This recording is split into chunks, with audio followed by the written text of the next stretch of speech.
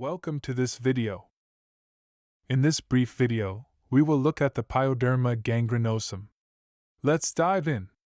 Pyoderma Gangrenosum describes a necrotic ulcer with a ragged, purple-colored overhanging edge. Although it can occur anywhere on the body, the usual location is on the leg. What causes Pyoderma Gangrenosum is poorly understood. However, it is thought to arise due to immune system dysfunction, particularly a problem with neutrophils. Conditions that are associated with this ulcer include inflammatory bowel disease. 50% of patients with Pyoderma Gangrenosum have ulcerative colitis.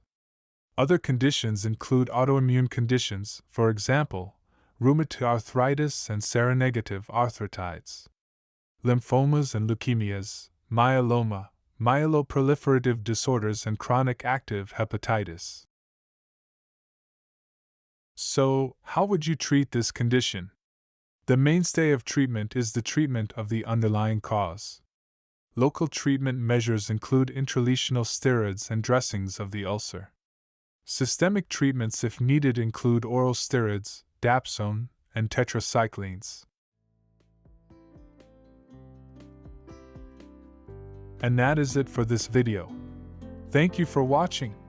Please like this video, share it with your friends, and subscribe to our channel to get notifications whenever a new video is uploaded.